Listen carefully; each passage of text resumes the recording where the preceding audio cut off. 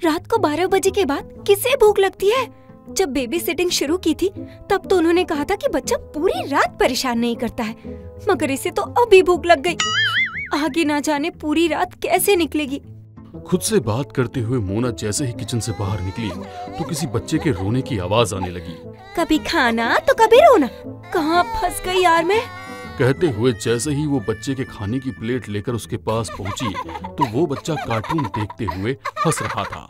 अगर ये हंस रहा है तो वे रोने की आवाज किसकी थी? 20 वर्षीय मोना हॉस्टल रूम में परेशान होकर घूम रही थी। कल कॉलेज में फीस भरने का आखिरी दिन था और उसके पास अभी तक ना ही पैसे और ना ही कोई पार्ट टाइम नौकरी का जुगाड़ हो पाया था। तभी उसके पास मोबाइल पर एक मैसेज आया, बेबी सीटर की जरूरत है। ये मैसेज रोजगार कार्यालय से आया था जहां उसने पार्ट टाइम जॉब के लिए अप्लाई किया था। मैसेज पढ़कर मोना सोचने लगी, अब बच्चों को संभालने का काम ही बाकी रह गया है। मगर मोना, अब तेरे पास और कोई चारा भी नहीं है। जल्दी से हाँ कर दे, कुछ पैसों का इंतजाम तो हो जाएगा।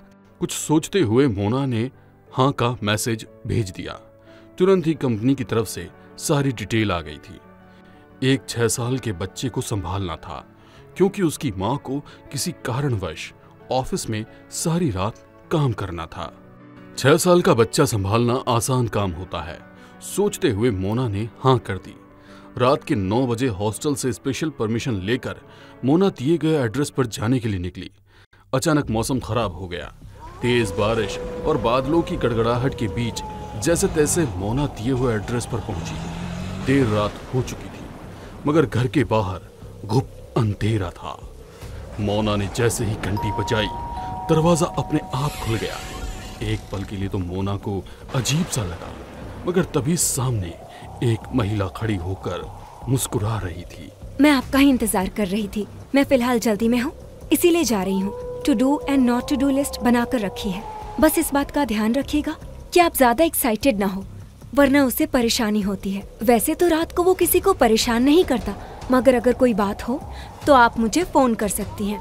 कहकर महिला अपने घर को निहारती हुई चली गई।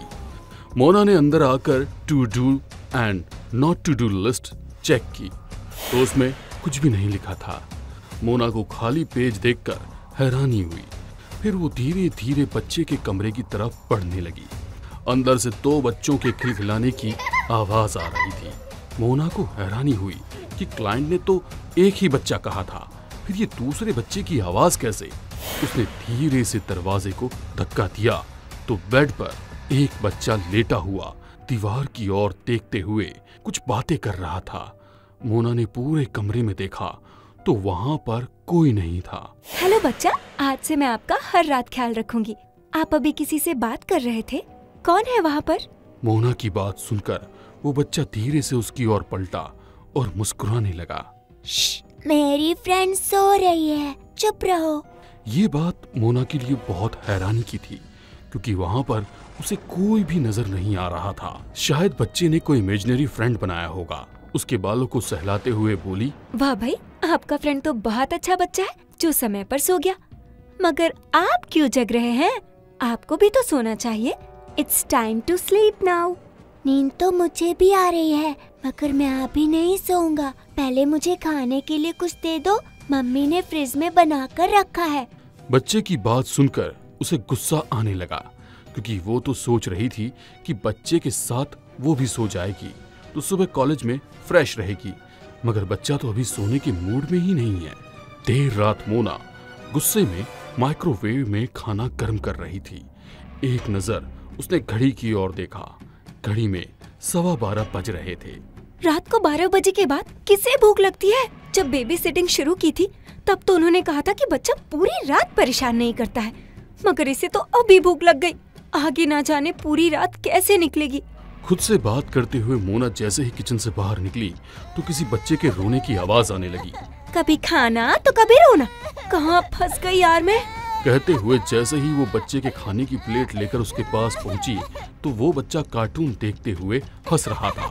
अगर ये हंस रहा है तो वे रोने की आवाज किसकी थी? वो घबराते हुए सब तरफ देखने लगी। उसे कोई नजर नहीं आया। बच्चा खाने की प्लेट हाथ में लेकर रहस्यमय ढंग से उसे देखकर मुस्कुरा रहा था। क्या सोच रही हो? आपको कोई परेशानी है क्या? मुझे लगा अभी कोई बच्चा रो रहा है। क्या तुमने उसकी आवाज सुनी?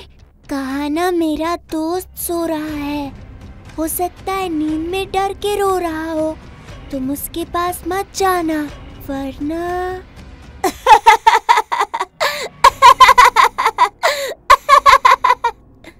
कहते हुए बच्चा किसी बड़े व्यक्ति की तरह जोर जोर से हंसने लगा। मोना को पहले ही घर में किसी के होने का एहसास हो रहा था। ऊपर से उस बच्चे को इस तरह हंसते और बातें करते हुए देख मोना डर से कांप रही थी। उसका पूरा शरीर ठंडा पड़ गया था, मगर सर पर पसीने की बूंदें थी। मुश्किल से उसने अपने धड़कते हुए दिल को शांत किया और बच्चे का हाथ पकड़कर बोली, यहाँ कोई नहीं है, बस तुम और मैं है। चुपचाप खाना खाओ और सो जाओ, मुझे कल कॉलेज भी जाना है। मोना की बात सुनकर बच्चा धीरे से मुस्कुराया और उसे अपने करीब आने का इशारा करने लगा। जैसे ही मोना उसके करीब आई, बच्चा जोर से चिल्लाया, एक बार कह दिया ना, क्या मेरा दोस्त है मतलब मेरा दोस्त है, समझ गई तुम? देखो वो तुम्हारे पीछे खड़ा है। बच्चे की बात सुनकर मोना डरते हुए पीछे पलटी तो एक बच्चा भागता हुआ उसके पीछे से निकलकर किसी दूसरे कमरे में घुस गया। अब मोना को यकीन हो गया था कि उसने जो कुछ भी अपने कानों से सुना और अभी जो देखा वो सब सच है। इस घर में हम दोनों के अलावा भी कोई और है। उसे कुछ समझ नहीं आ रहा था कि वो क्या करे। तभी खामोशी चीरते हुए उसके फोन की घंटी बजने लगी। पहली बार था कि मोना अपने फोन की घंटी सुनकर ही डर गई थी। उसने फोन उठाया तो फोन उस बच्चे की माँ का था। मोना फोन उठाकर उन्हें सब कुछ बताना चाह रही थी, मगर जैसे ही उसने फोन उठाकर बोलना शुरू किया, यहाँ कुछ गड़बड़ है, आप जल्दी से आ जाइए, मैं और यहाँ पर नहीं रुक सकती हूँ। दूसरी ओर से उसकी क्लाइंट की आवाज आने के बजाय एक बच्चे के जोर जोर से हंसने की आवाज आ रही थी। डरती हुई मोना अपना फोन वहीं पटककर और बच्चे को छोड़कर फ्लैट से भागने की कोशिश करने लगी। दरवाजा खोला ही था कि बच्चा जोर जोर से रोने लगा। रोते रोते उसकी सांस भर आई।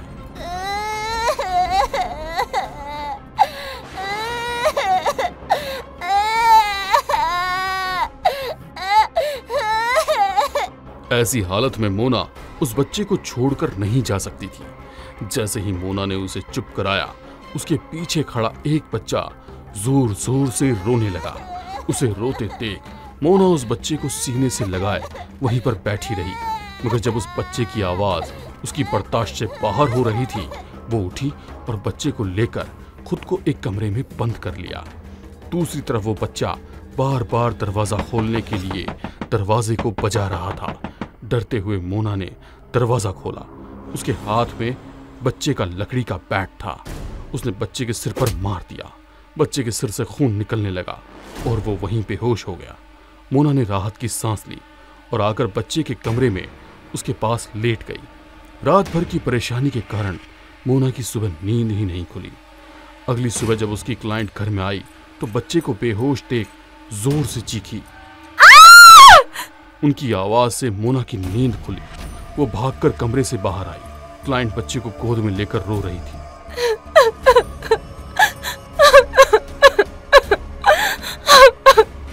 ये सब क्या है? मेरे बच्चे की ऐसी हालत, क्या हुआ कल रात को? अपने क्लाइंट की बात सुनकर मोना हैरान थी। यदि ये क्लाइंट का बच्चा था तो मोना सारी रात किसके साथ थी? वो भागकर कमरे में गई तो कमरे में कोई नहीं था। पूरा घर छान मारा, मगर किसी और बच्चे का कोई नामो निशान नहीं था। उस रात का मोना के दिलो दिमाग पर इस कदर असर था कि वो जैसे ही आंखें बंद करती, वो बच्चा मुस्कुराता हुआ उसकी आंखों के सामने आ जाता। मोना खौफ में सारी जिंदगी रात भर नहीं सो पाई।